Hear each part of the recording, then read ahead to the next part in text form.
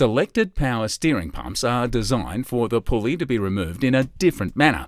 The Toledo power steering pump kit will have the pulley off and the new one on in no time. Here's how it works. Start off by choosing a forcing screw. The thread does not need to match that of the power steering pump, as it will only push against the shaft. Wind the large centre nut all the way down to the pulley, and then slip the two halves of the jaw cup over the centre nut, ensuring they secure around the flange on your pulley.